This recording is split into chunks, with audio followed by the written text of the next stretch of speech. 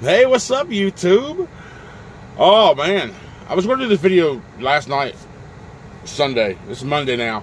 Had a pretty good week. We did 2,378 miles is what we drove on the truck. But I just looked at my pay estimator, and I got paid for 2,346 miles. So that's the closest from actual driven to paid that I've been, which just tells me Trucker Path and my GPS has been doing the right mileage, so that's good. Not a bad week. I'm currently on a reset in Carlisle, Pennsylvania. And you know what's cool, though? First time it's ever happened to me. I was in the OC yesterday. I just got out of the shower. I was talking to the desk about using the courtesy car. And somebody came up and said, "Yeah, man, hey, I watch your videos." I'm like, "Yeah." Now, unfortunately, I was kind of all giddy inside because I never really had someone from YouTube say, "Hey, I know you from YouTube out here in public," right? So we chatted for a couple minutes. He was busy getting new 2023 stuff for his truck, and I was kind of on my way out as well to go back to the truck and get my shower stuff put away, and then go out and go do my Walmart stuff. We talked for a couple of minutes, and he joined back in October about the same time I did. And I forgot to ask him his name. Young dude. He's a real nice guy. He was kind of, he was cool. So I'm sorry if you see this. I forgot to get your name, man. If you did, if you do see this, write your name down. Just say hey down in the comments. Don't need your name, but we don't want the internet to know. We don't want to call you out, right? So, but it hasn't been a bad week. I will tell you though. Yesterday morning, was it yesterday morning? Yeah, it was yesterday morning. I had to go somewhere. I had to go somewhere to do a pickup because I'm in the middle of a load right now. But this load was supposed to have been delivered last night, but it was initially scheduled to be picked up on Friday. I guess they couldn't get it taken care of, so they gave it to me like a last minute. So I had to call up and say, "Listen, I got to do my reset in the middle of this trip, so I won't be there no earlier than Wednesday." So they set it up to where Wednesday delivery is fine. But I get to this place, and if you wonder, here's the thing. You'll hear the world saying if you're out of product, it's because of the lack of truckers, right? And if someone can prove that that's true, I'll tell you why there's a lack of truckers. And the reason these truck drivers are quitting is because of these, I'm just going to call them queen bees at these shippers. These shippers, the people at the shipper, they know they have all control over everything. Because if you don't get your BOL, you can't get your information for your trailer, you can't get your load, you can't get hooked up, you can't go get it delivered. But these people, yesterday I go to a place, I've never been there before, there's no signs directing, say, hey, staging area, loaded area, empty area, none of that stuff. So I just kind of, there was one sign on a guard shack. It's an old guard shack, it's not active anymore, but there's a sign there saying shipping office with the arrow pointed up. You look across the lot, you see the door. It's fine, cool. So I parked right on the corner, off to the side where the road was open. I walk in. First off, I'm waiting like 15 minutes before anybody even gets to the window. But I see two dudes in the back room behind this office that I'm looking for. They're just kind of staring at me. I'm like, what the fuck, dude? So I'm there like 14 minutes before a lady even walks through. She sits down. And as she's sitting down, I see her looking at her screen, the monitors.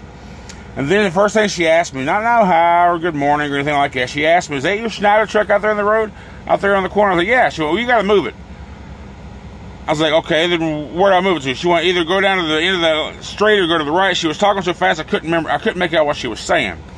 I was like, "So you're saying by the time I walk out to the truck, move it to where you say it should be, and then walk back, we couldn't already have the paperwork done?" She said, "No." I said, "Okay." So where I wound up parking is about a block and a half away because there was no parking anywhere. So I had to go to an empty lot, a block and a half away, walk back to the shipper office. The only thing she asked me for was my driver's license. She took my driver's license, then handed me the BOL. 30 seconds. You might want to argue the fact that she took that 15 minutes or whatever it took me to get over there and back to print out the paperwork. I don't think so. That's just a small example of these queen bees. This is me while I'm editing this. Thing is these people don't seem to realize we're there before them. We're there to pick up their product that they've sold to their customer so we can deliver it to their customer. We're not there to ask you a favor to do something for us. We are there for you.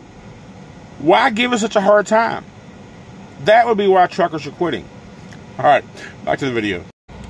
they think they have some control, or they know they have some control, but they don't have any control anywhere else in their life. So they want to make sure they use it 100% where they're at in work and make our jobs a pain in the ass a lot harder.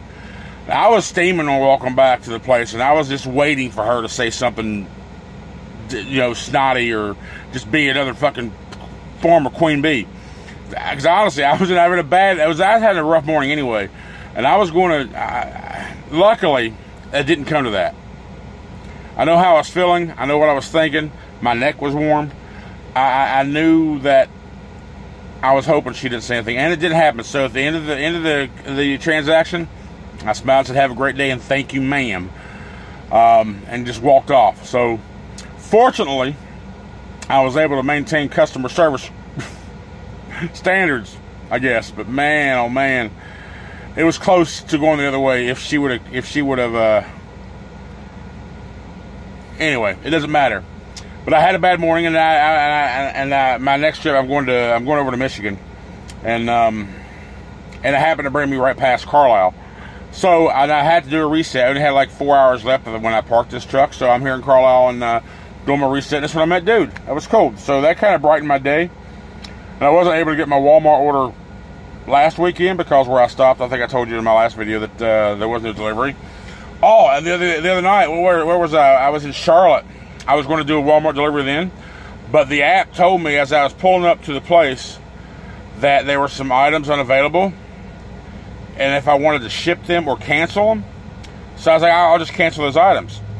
It canceled my entire order, and they couldn't fix it on the spot. So I didn't get no delivery then. I think it was like Friday night. So when I got here to Carlisle, luckily I was able to get because I didn't have any food in the truck. And I don't like spending a lot of money on the road for food because why?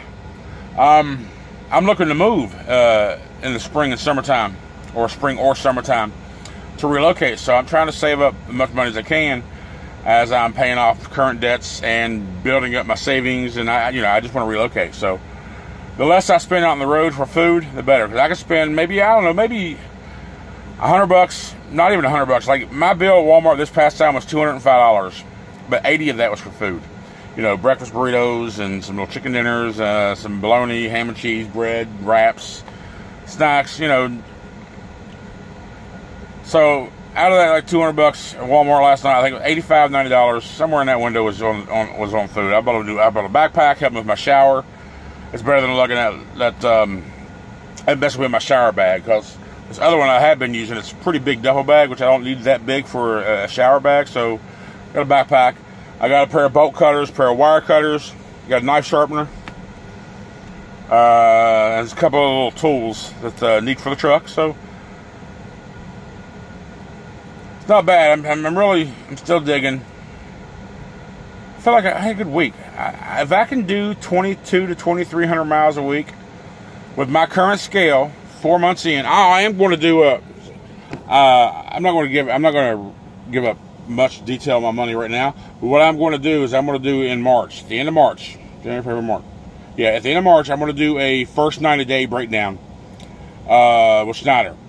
And I feel like since my first day of solo driving was November 15th, I feel like that 6 weeks to the end of the year was my learning period. So now it's going to be, at the end of March, that 90 days of the year is going to be a more realistic expectation of the money that you can make as a first-year truck driver through Schneider, rookie truck driver. So, yeah, I look forward to that. If you have any questions about any of this process, because I have had a couple comments asking me to break down money. And I think the 90-day thing will be a good way to break it down by month. I'll even be able to break it down by week with mileage and so forth. And I've gotten a raise since I started as well, so we'll be able to see that. And then we can take the estimate from that 3 months and times it by 4, which will give me a good estimate of what I'm going to make for the first full year of truck driving as a rookie. And also I'll have 2 more raises that will take place during that time as well. So I think it'll be a good video, a good nice little breakdown for the people curious about the trucking, at least with Schneider. I know my CPM is pretty low compared to a lot of people, compared to a lot of companies, but money for me is not the motivator. I need money, of course, because I need to move, relocate, and get my life set back in again. But for me, it's more than just that. It's the entire experience. There's not a company that I can think of that has the amenities that Schneider has. You know, the OCs, access to. I'll go over more of that stuff too, along in that pay video of why I chose Schneider. My entire experience has still been good with Schneider. But if money is a motivator for you, then I would say, you know, if you get the right account, that probably please you, or another company. But being a rookie driver, don't expect to make $100,000 your first year. It could happen, yes, but it's most likely not going to. First year, realistically, 60 to 70. Second year, 80 to 100, and sky's the limit. So that's kind of what I'm looking at, a 2-year window before I start making what I think is real money. So we'll see what happens. Anyway, guys, thank you so much for watching. Leave your comments down below. Have a great day.